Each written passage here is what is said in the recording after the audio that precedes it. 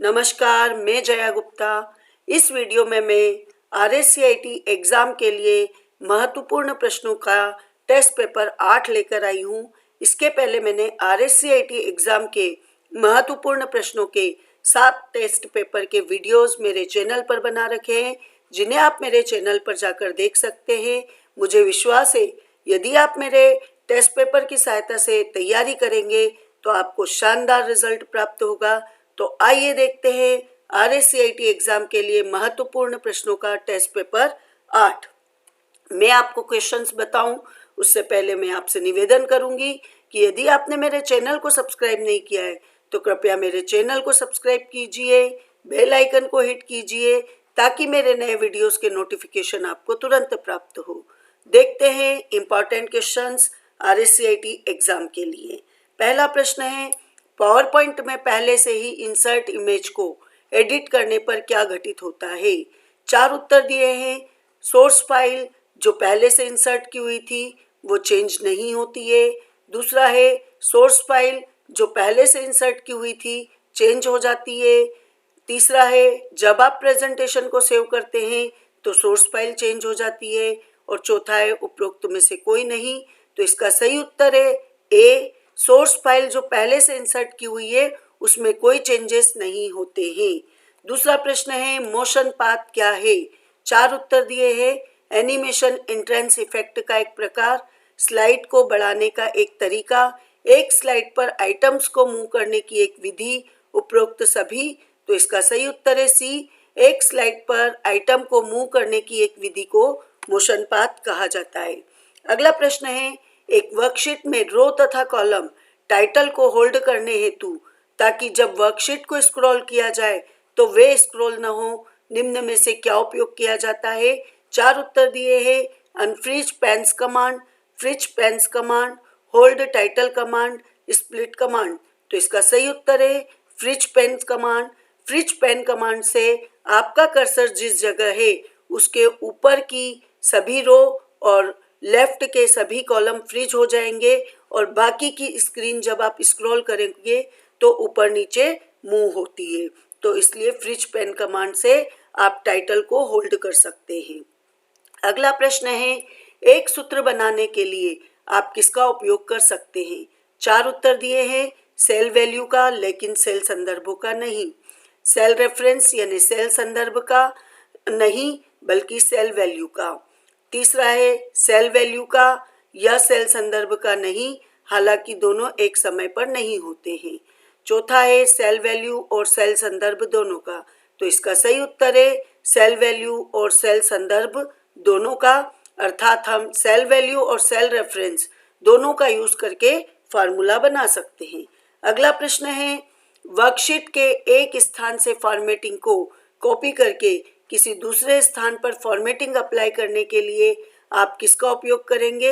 इसके लिए जो 4 उत्तर दिए हैं, होम में कॉपी और होम में फिर पेस्ट कमांड का यूज करके, या दूसरा Ctrl+C और Ctrl+V ऑप्शन का यूज करके, या तीसरा एक्सेल में फॉर्मेटिंग कॉपी करने का तथा दूसरे स्थान पर लगाने का कोई तरीका नहीं होता, और चौथा स्टैंडर्ड टूल बार पर उपस्थित फॉर्मेट पेंटर बटन का प्रयोग करके। तो इसका सही उत्तर है स्टैंडर्ड टूल बार पर उपस्थित फॉर्मेट पेंटर बटन का प्रयोग करके हम केवल फॉर्मेट को कॉपी करते हैं।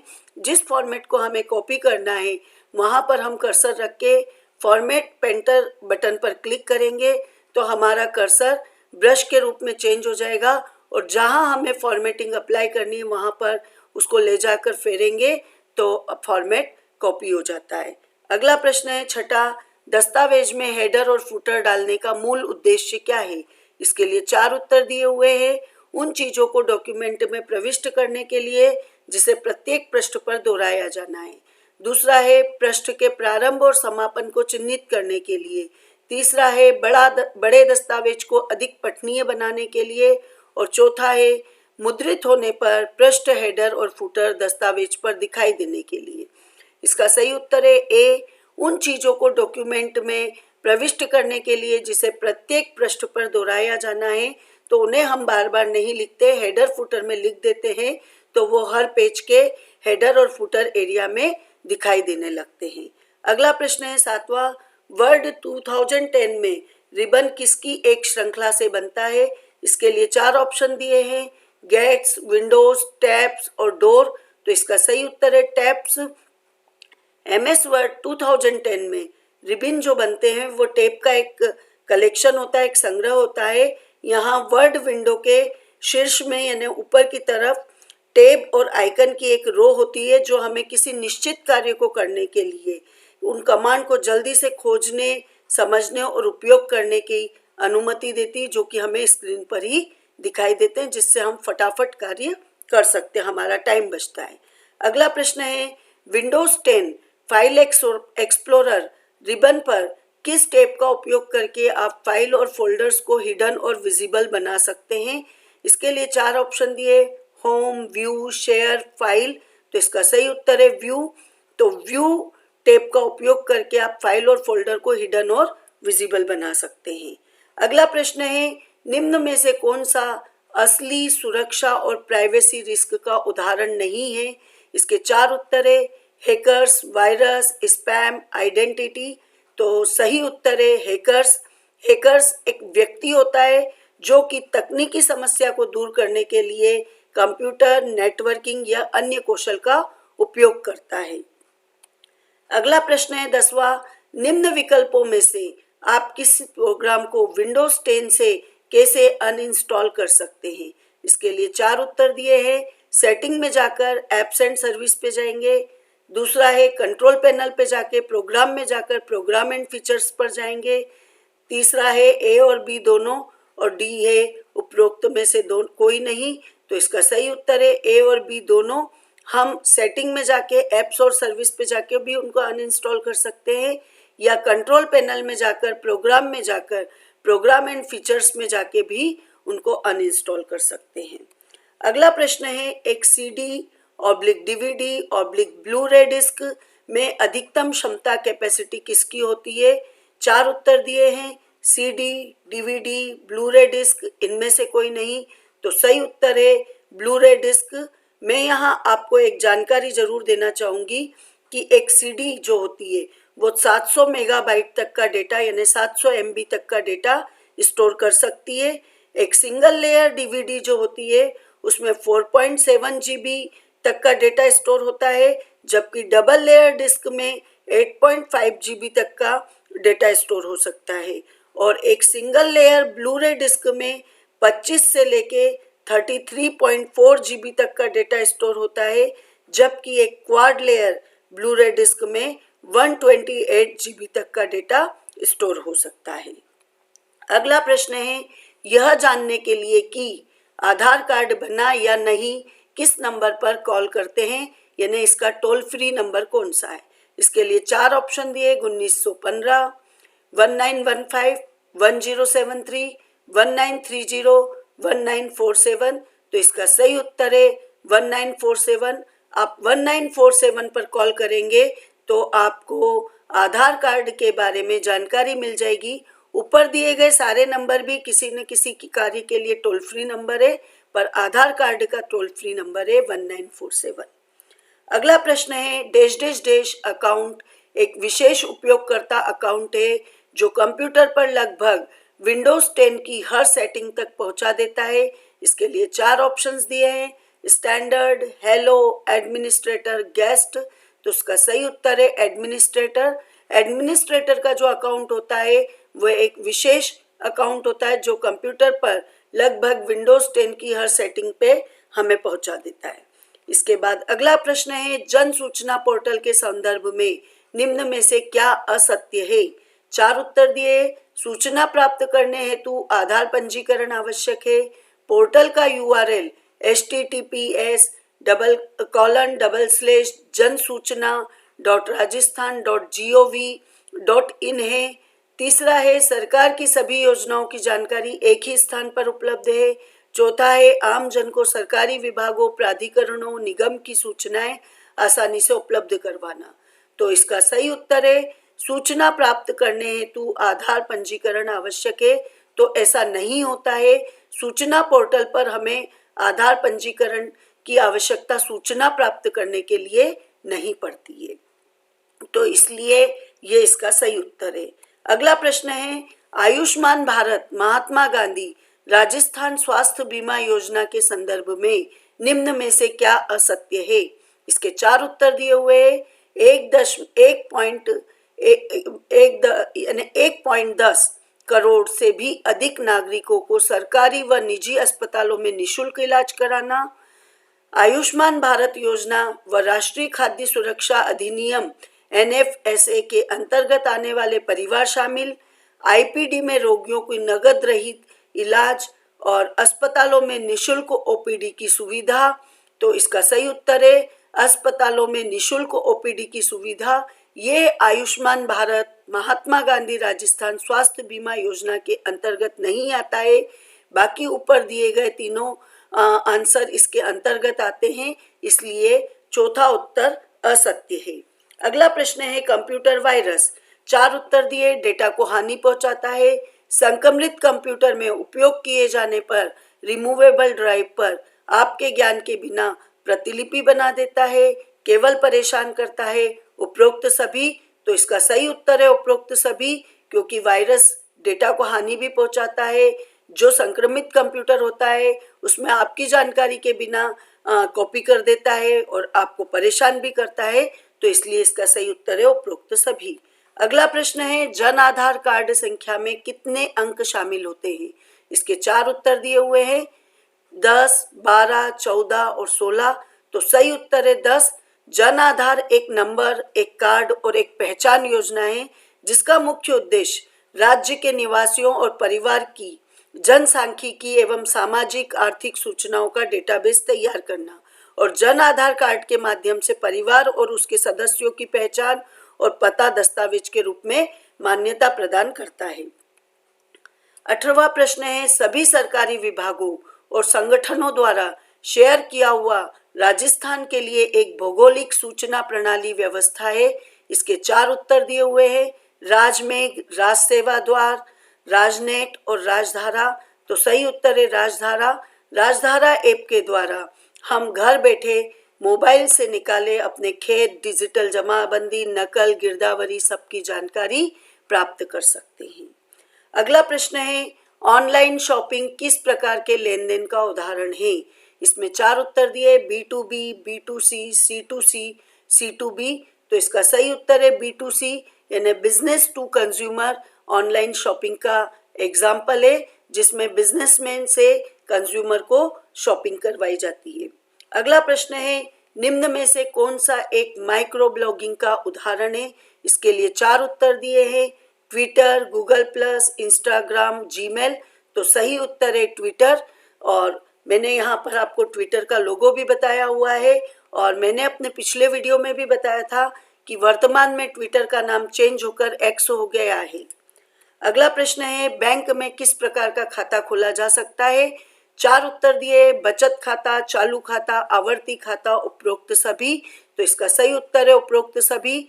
किसी भी बैंक में आप सेविंग अकाउंट भी खोल सकते हैं, करंट अकाउंट भी खोल सकते हैं, रिकरिंग अकाउंट भी खोल सकते हैं, और भी कई अकाउंट खोल सकते हैं, पर जहाँ यहाँ जो उत्तर दिए हुए हैं ये तीनों टाइप के अकाउंट आप खोल सकते हैं, इसलिए सही उत्तर है उपरोक्त सभी। अगला प्रश्न है, प्रधानमंत्री जनधन योजना की शुरुआत कौन से सन में की गई? इसके लिए 4 उत्तर दिए हुए हैं, 2013, 2014, 2015, 2016। तो सही उत्तर है 2014।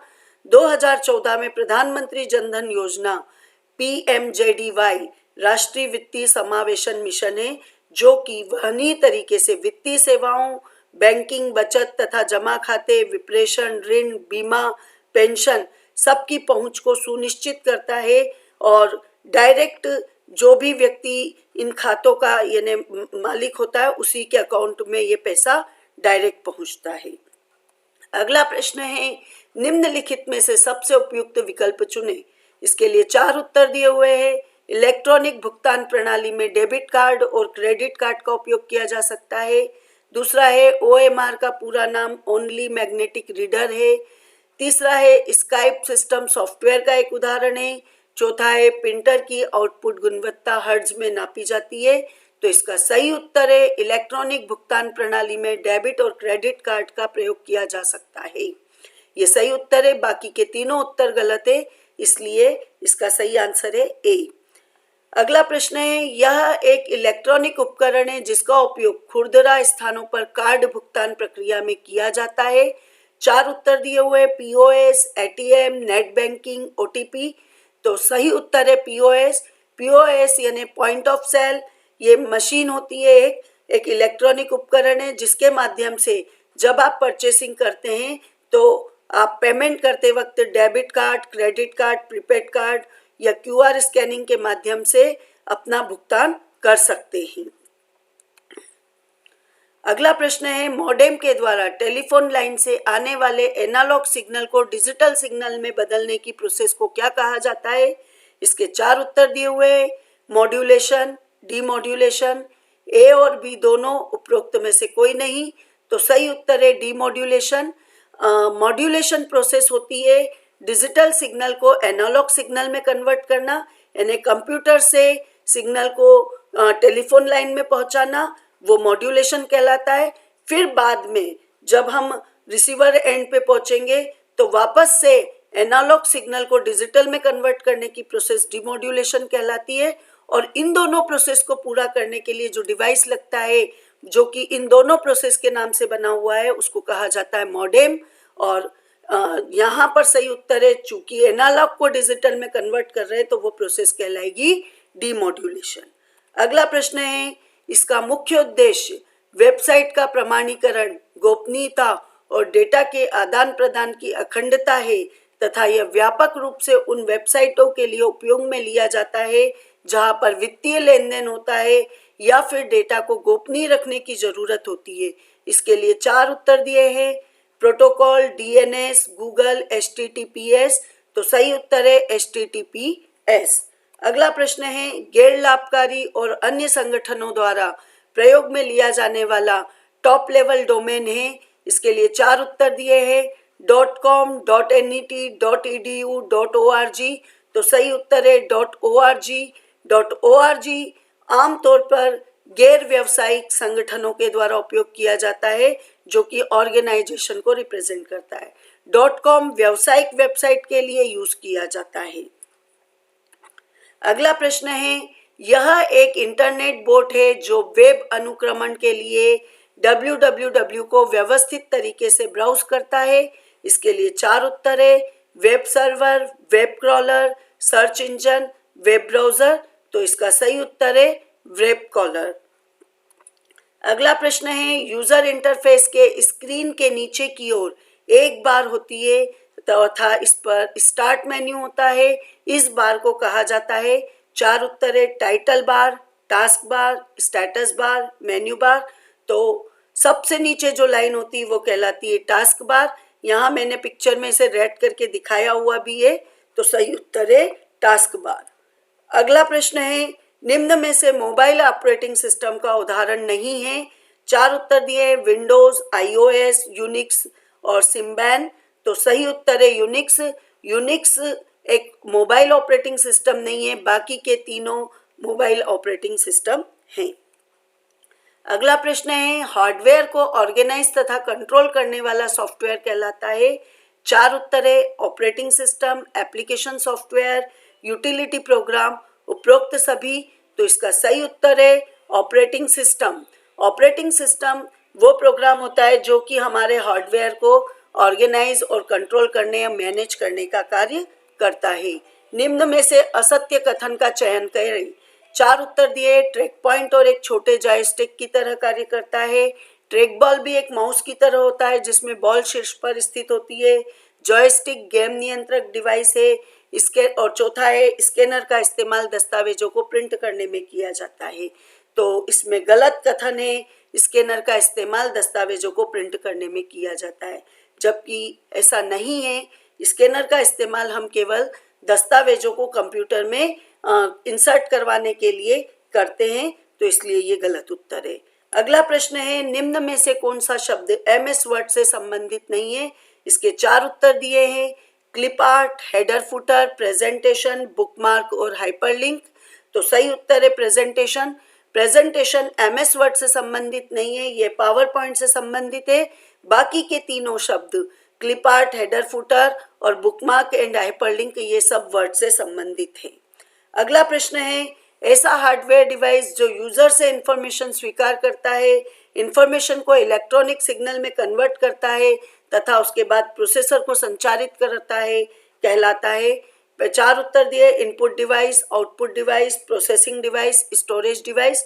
तो इसका सही उत्तर है इनपुट डिवाइस।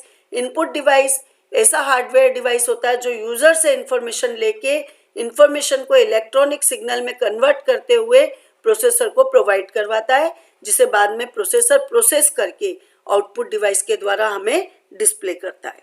अगला प्रश्न है, विभिन्न प्रकार की सेवाएं जो कि ऑपरेटिंग सिस्टम द्वारा प्रदान की जाती है, जैसे डिस्क डिफ्रेगमेंटर, डिस्क क्लीनअप आदि को क्या कहा जाता है? इसके लिए 4 उत्तर दिए, application software, computer virus, operating system, utility software. तो सही उत्तर है यूटिलिटी सॉफ्टवेयर। यूटिलिटी सॉफ्टवेयर हमारे कंप्यूटर को मैनेज करने के लिए यूज किया जाता है। तो डिस्क डिफ्रेगमेंटर, डिस्क क्लीनअप ये हमारे कंप्यूटर को मैनेज करने के लिए, डिस्क की स्पेस को बढ़ाने के लिए यूज किए जाते हैं, इसलिए ये यूटिलिटी सॉफ्टवेयर कहलाते हैं। मुझे विश्वास है आपको वीडियो पसंद आया होगा और इसके क्वेश्चंस आपके जानकारी के लिए बहुत ही महत्वपूर्ण साबित होंगे। आपको वीडियो पसंद आया तो इसे लाइक और शेयर कीजिए। आपकी परीक्षा के लिए आपको बेस्ट ऑफ लक, शुभकामनाएं। धन्यवाद।